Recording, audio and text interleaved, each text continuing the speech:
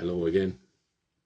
I was just reading about the 2018 referendum. I don't know if you remember it, but it piqued my interest at the time, where they were looking to, I suppose the vote was posed to people: do you want to withdraw the article in the Constitution of Ireland that allows for prosecution under blasphemous laws, okay, or via blasphemous behaviour or media, okay? Now, in 2018, 60-something% of the voting base opted to withdraw that, basically meaning that there was no legal standing for there to be prosecutions because of blasphemy, again, in Ireland, okay? And that puzzled me at the time, because I was thinking, blasphemy is pretty redundant in Ireland at the moment in 2018, okay? I don't know if there was anyone kicking up a major fuss about it, or if there was a massive amount of prosecutions all of a sudden, and people kind of went, well, hang on a second, can we not have an opinion on this idea? Let's withdraw the blasphemy law. But it was withdrawn anyway in the 37th Amendment of the Constitution in Ireland. Now, fast forward to today, and you see the demographic changes, and I suppose with that a corresponding worldview shift.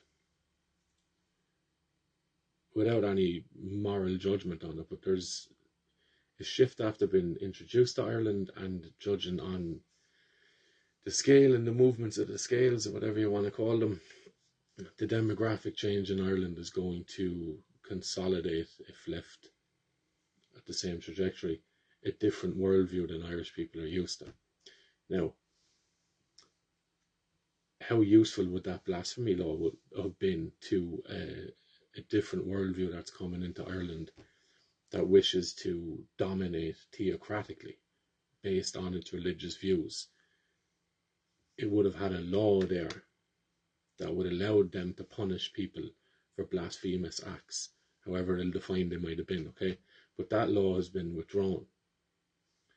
So that's a weapon that cannot be used at the moment. Now, we might see in the future a reintroduction of something similar, and you could even argue that the hate speech laws would just be an updated form of blasphemy laws. Laws that prohibit you from saying or voicing certain opinions, or depicting them in some way. In terms of how they would work, blasphemy laws and hate speech laws, there's really no difference. The content, the only thing different is the content on which you're being prohibited from speaking of. Okay, so now that got me thinking.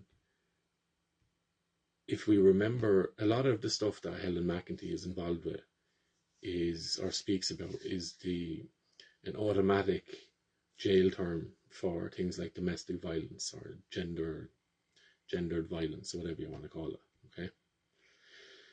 And we're getting a rehash of that now. What it looks like to me, what might come from this Natasha O'Brien story. We've seen it with the Aisling Murphy story too a little bit, but that went a different way for different reasons. But this one, what looks like it could lead to is the equity idea of putting more women into positions of being judges based on them being women. We've seen that in councils already, where there's a quota that they need to meet in terms of managerial positions for male and females. We've seen Leo Varadkar talk about this, with the idea that a lot of the higher ups in Ireland are too white, according to him, and he was implementing something to change that, to have, again, a quota. So just based on not how well you do a job, but based on certain characteristics. So what we might also see is, it's ridiculous to think of it, but it might go that way, is a longer jail sentence if you're caught or you're convicted of violence towards a woman. If you're a man, that you'll get more time, a stiffer sentence for violence towards a woman than you would if it was violence towards a man, or if it was a woman being violent towards a man. Okay, it's not beyond the realms of possibility. Now, what's interesting about that is, I spoke about the shift in worldview and the demographics that are bringing that worldview to Ireland. Built into that worldview also is the idea that a woman's testimony is worth the value of, I think, it's worth a third, I think a half or a third of a man's testimony. Okay, so what that might actually do, while on the surface it's crazy to think that the action is not what gets you the sentence, it's the person that act was acted on, depending on their defining characteristics. That is what decides the sentence. That's a crazy way of implementing the law. However, if we're dealing with a vast number of people who would adhere to the view that a woman's testimony is worth only half of a man's, or therefore so is her life essentially, and how you can treat her, you don't have to treat her with the same level of respect as you do a man, perhaps, then this law, if it was to become the case, would somewhat shield women a little bit, or give them a bit of a weapon to use against this new worldview that's permeating the country at the moment. Okay? Just questions. And the people might say, oh, well, look, so-and-so in this position is horrendous and automatically bad, and therefore there's nothing good that can come out of what they implement because they're welcoming this change into Ireland. Okay, I accept that. But what if, whilst they don't have power or authority to stop the change, they also recognise that they have to live in this changing country, and so do their kids and family. So they might want to implement some sort of legal protections against the domineering presence or force of this change.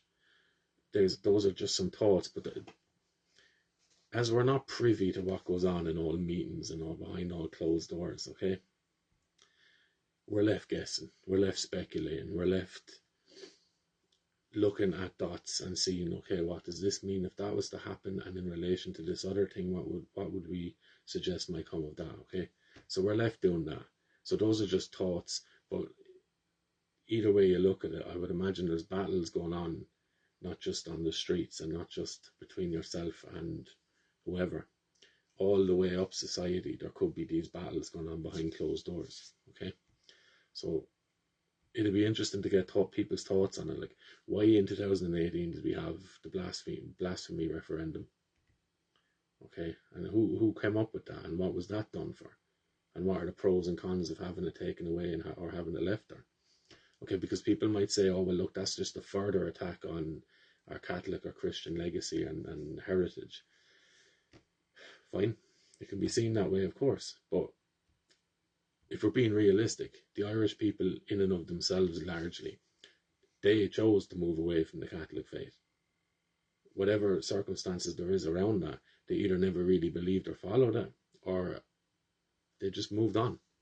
Because otherwise the pews would be full. And I understand that people might say, but that's because people are being brainwashed away from their faith. Maybe so, or maybe not. You know, all avenues are worth exploring as we try and make sense of just the crazy, stupid things that seem to be happening in this world.